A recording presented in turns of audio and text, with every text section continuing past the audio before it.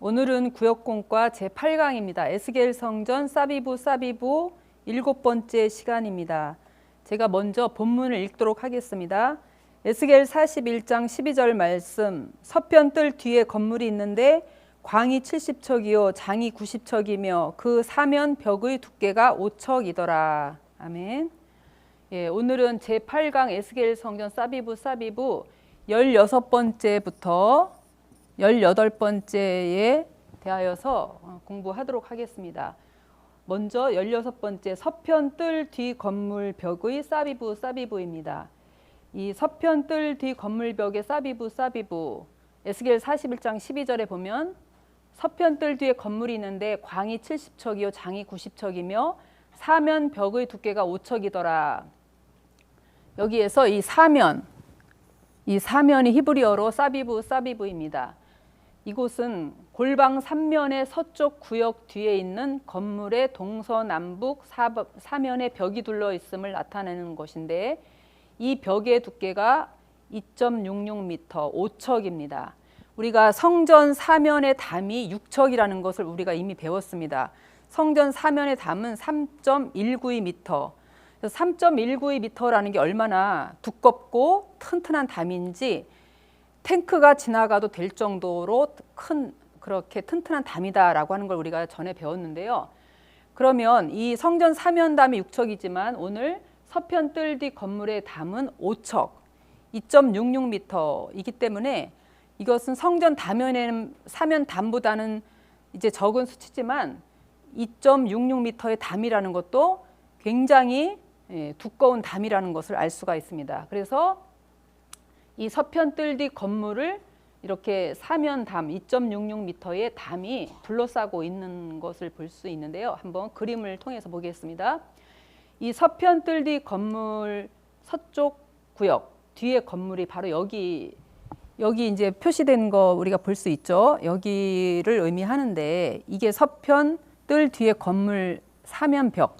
이게 보면 2.66m의 이 사면담입니다. 그러면 이 사면담 서편뜰 여기 보면 서편뜰 뒤라는 말씀이 있는데 이 말씀을 우리가 조금 정확하게 볼 필요가 있습니다. 이쪽에서 제가 한번 설명을 해보도록 하겠습니다.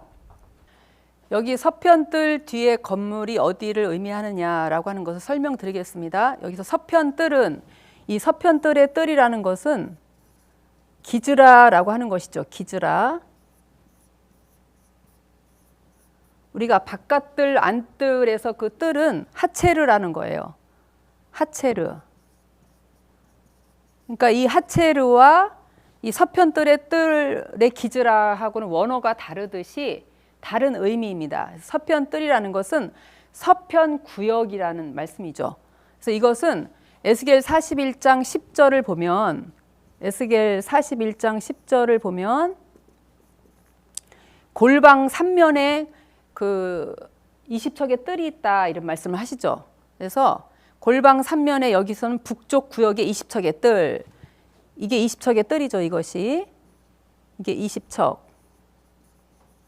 그리고 이쪽은 골방 3면의 남쪽 구역, 이쪽은 골방 3면의 서쪽 구역입니다. 그래서 골방 3면의 서쪽 구역, 이 기즈라가 이 구역이라는 뜻이거든요. 골방 3면의 서쪽 구역 뒤에 건물, 바로 이것을 의미하는 것이죠. 그래서 이것은 골방 3면의 서쪽 구역 뒤에 건물이라는 것을 말씀을 하죠. 그래서 이곳에 담이 5척의 두께의 담이 이렇게 있다는 것을 말씀을 하고 있습니다. 그러면 이곳이라는 것을 우리가 알았고요. 그 다음에 한번 이거 그림으로 한번 보겠습니다. 서편 건물 벽 두께. 여기가 이제 처음에 올라가는 7계단 올라가는 바깥뜰 동향한 문간이죠. 여기에서 7계단을 올라가면은 이제 바깥뜰이 나오죠. 이 바깥뜰에서 8계단을 올라가면 안뜰 동향한 문간을 통해서 이제 안뜰에 들어갈 수 있습니다. 그 다음에 이 안뜰에서 10계단을 올라가면 성소와 지성소가 있는 성전 건물이 나오죠. 그 뒤에 성전 건물, 이 뒤에 바로 서편 그 뜰 뒤에 건물, 오늘 공부하는 여기죠. 여기에 바로 5척 두께의 건물이 있다는 것을 알 수 있습니다. 성전 담보다는 조금 적은 5척의 두께의 서평 건물이 있습니다. 그러면 이 서평 건물의 그 용도를 한번 보겠습니다. 서평 구역 뒤의 건물은 5척 두께의 담으로 둘러싸여 외부와 단절된 곳이다. 그러니까 이 서평 건물 뒤에 그 서평 구역 뒤의 건물이 5척으로 두꺼운 담으로 쌓여 있다라고 하는 것은 앞에 있는 성전 건물들과 구별되었다는 뜻이죠. 외부와 단절되었다. 그래서 서편 뜰의 뜰은 구역이라는 의미의 기즈라입니다. 즉 건물을 포함한 서편 구역 전체를 성전의 다른 뜰과 별도로 구분하고 있다라고 하는 것을 알 수 있죠.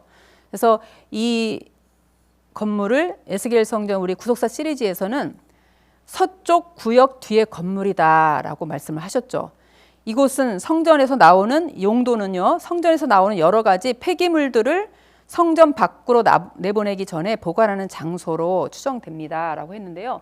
우리가 성전에서 제사 드리고 그 제물 같은 거 이제 버리는 거 있잖아요. 이런 거를 바로 이 그 서편 구역 뒤의 건물에 이 폐기물 처리하는 이런 곳으로 보관을 한 곳이죠. 그러나 이곳 역시 성전 사면담 안에 있는 건물이고 또 성전 봉사를 위해서 쓰여지는 건물이기 때문에 역시 깨끗하고 거룩하게 보존되었을 거라고 생각이 됩니다. 그 다음에는 이제 우리가 널판의 사비부와 내전과 외전 사면벽의 사비부인데 이것은 같이 이해하는 것이 좋습니다. 그래서 이 널판의 사비부는 에스겔 46장 16절에 보면 문통벽과 닫힌 창과 삼면에 둘려있는 다락은 문통 안편에서부터 땅에서 창까지 널판으로 가리웠다. 이 말씀은 에스겔 41장 15절 말씀하고 연결이 되죠. 그래서 이제 이 사비부는 어디에 있느냐 여기 보시면요.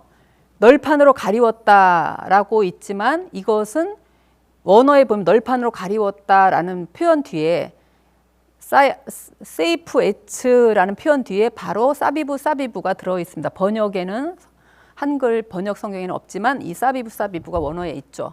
그래서 이 에스겔 41장 16절은 15절부터 이렇게 이어진 거로서 내전과 외전과 그 뜰의 현관 그리고 문통의 벽과 닫힌 창과 다락들과 문통의 안쪽 벽까지 모두 널판으로 둘러싸여 있다. 이 뜻은 그러니까 성전 내부를 설명하고 있는 것입니다. 성전 내부의 안통, 벽, 또 이런 창과 삼면에 둘려 있는 다락은 골방을 의미하는 것이죠.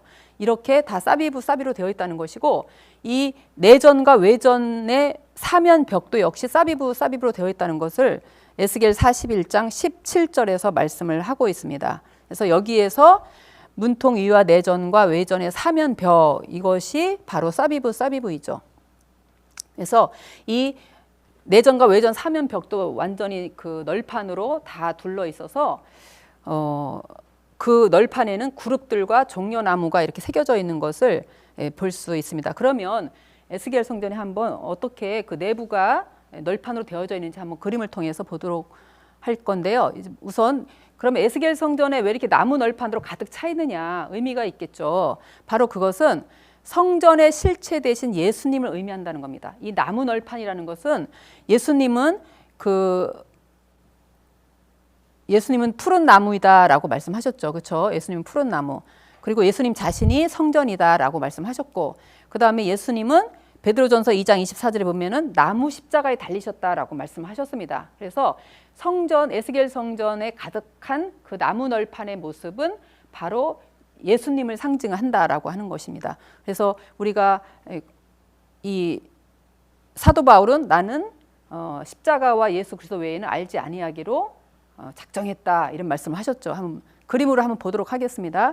이렇게 에스겔 성전의 내부는 온통 나무 널판으로 가득 차 있는 모습을 볼 수가 있습니다. 우리가 죄와 사망으로 죄 가운데서 영원히 우리는 사망의 형벌을 받을 수밖에 없고 죽을 수밖에 없는 우리 죄인들을 위해서 예수님이 십자가에 죽으신 이 대속의 은혜, 이 구속의 은혜는 우리가 끝까지 정말 우리가 잊지 않고 늘 우리가 기억을 해야 합니다. 그래서 에스겔 성전의 이 십자가의 구속의 은혜를 기억할 수 있도록 이렇게 나무 널판으로 전부 다 이렇게 충만하게 되어져 있고 그리고 이 천정까지도 이 나무늘판으로 가득 찬 이 에스겔 성전의 모습을 우리가 볼 수가 있습니다. 그리고 이 나무늘판에 새겨진 그림은 이제 그룹과 그룹 사이에 종려나무가 있죠. 이렇게 그려져 있는 모습, 나무늘판으로 되어져 있는 에스겔 성전의 모습을 우리가 볼 수 있습니다. 그러면 이렇게 지성소에 종려나무가 새겨진 의미가 무엇인가라고 하는 것이죠.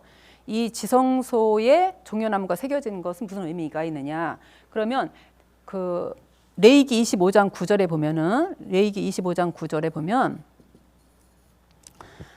그 1년에 한 번 대제사장이 7월 10일 날 그 지성소에 들어갑니다. 그렇죠? 1년에 하루 4번 지성소에 들어가는데 그 대제사장이 지성소에 들어가서 이스라엘 백성들의 죄를 위한 속죄의 제사를 드리죠. 이것은 우리의 영원한 대제사장이신 예수님이 우리의 죄를 속하는 것에 대한 예표이잖아요.